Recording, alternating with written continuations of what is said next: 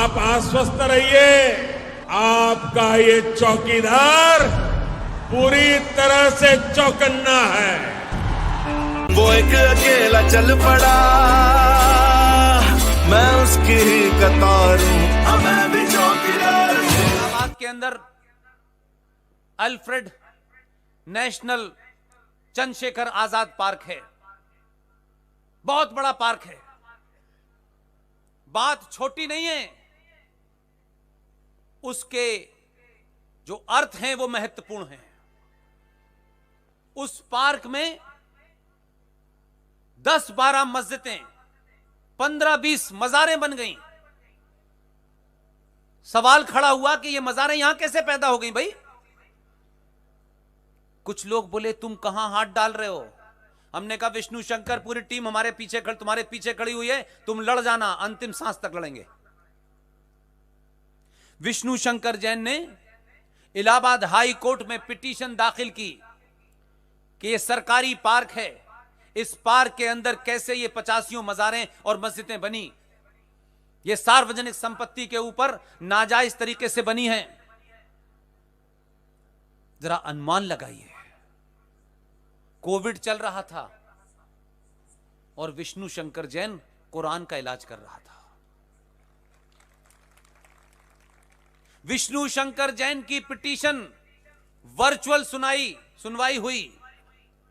इसलिए मैंने कहा है कि आप सब मिलकर अगर कोई नारा लगाएंगे तो वो आवाज खाली नहीं जाएगी, इस ब्रह्मांड में गूंजेगी, किसी ना किसी को सुनाई देगी। यूट्यूब के माध्यम से सुनाई देगी, फेसबुक के माध्यम से सुनाई देगी, जरूर सुनाई देगी, मेरा ऐसा विश्वास है। 4 अक्टूबर को वर्चुअल सुनवाई से दिल्ली में बैठ करके इलाहाबाद हाई कोर्ट में पिटीशन की सुनवाई हुई। तर्क और रेफरेंस इतने ताकतवर थे विष्णु शंकर जैन के, ये उसका भाग्य है, यह भारत राष्ट्र का भाग्य है। यह घटना भारत के सनातनियों को जगाने के लिए, उनमें विश्वास पैदा करने के लिए आपके बीच में सुना रहा हूं। आप सब एक चलता फिरता न्यूक्लियर बम हैं। अपनी ताकत को पहचानिए, अपने आप को इतना बौना मत करिए कि किसी विचारधारा और किसी पार्टी के गुलाम हो जाएं। मैंने कहा इसमें जब भी चुनना हो तो राष्ट्र को चुनिएगा, दुनिया आपकी गुलाम हो जाएगी। विष्णु शंकर जैन ने जिस दिन पिटीशन डाली, वो नहीं जानता था कि किस बेंच को जाएगी। आप इसका भाग्य देखिए। वर्चुअल के अंदर वैसे भी बहुत ज्यादा डायलॉग नहीं होता है। उस दिन इलाहाबाद हाई कोर्ट में जो एक्टिंग चीफ जस्टिस थे वो हमारी सोच के भी बाप थे। उनकी कोर्ट में सुनवाई हुई, पूरे तथ्य रेफरेंस के साथ दिल्ली में बैठ करके पूरी टीम ने सुनवाई की। शाम 5 बजे जब ऑर्डर आया तो पता है वो ऑर्डर क्या था? ऑर्डर में चीफ जस्टिस साहब ने कहा कि जितनी भी ये नाजायज मस्जिदें और मज़ारें बनी हैं, 8 अक्टूबर तक इनको हटा करके मुझे रिपोर्ट किया जाए।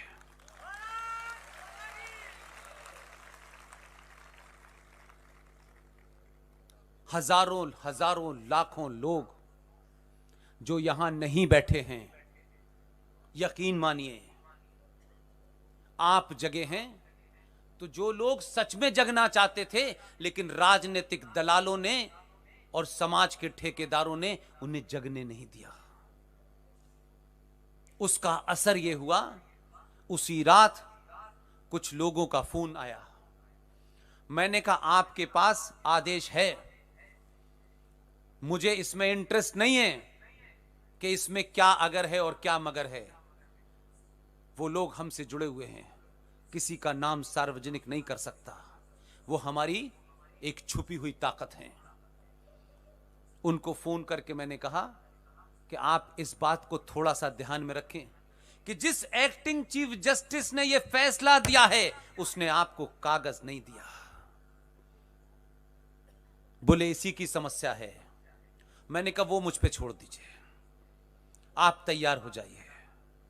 जैसे ही मैंने कहा कि सिर्फ ये आपके पास रहना चाहिए,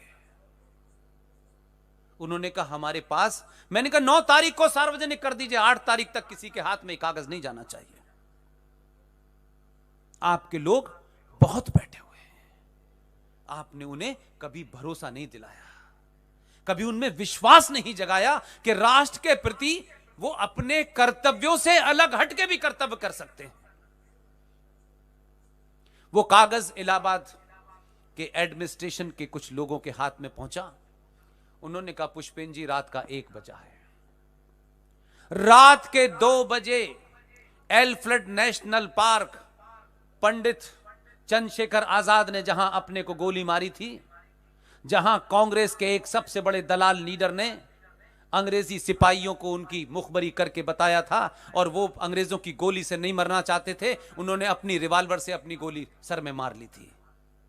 उस पार्क को रात के 2 बजे सीआरपी ने घेर लिया और वो अमला बुलडोजर लेके गया। छोटे भाई का पजामा, बड़े भाई का कुर्ता पहने हुए लोग ये समझ गए कि अंदर एक्शन हो रहा है। आवाज नहीं निकाली। वो मज़ारें, वो मस्जिदें जो नाजायज थीं, उसका मलबा रातों वहां से निकाल के कहां कूड़े में फेंका है, मिल नहीं रहा। इसलिए मैं कह रहा हूं कुछ दिनों के लिए, कम से कम 5 साल के लिए, 5 साल के लिए मैं भीख मांग रहा हूं आपसे, अपने लिए नहीं मांग रहा।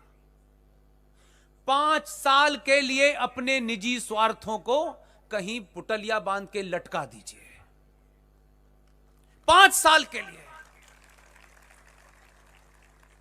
स्वार्थ और लालच और कायरता समाप्त हो जाएगी। एक लालची आदमी कभी बहादुर नहीं हो सकता,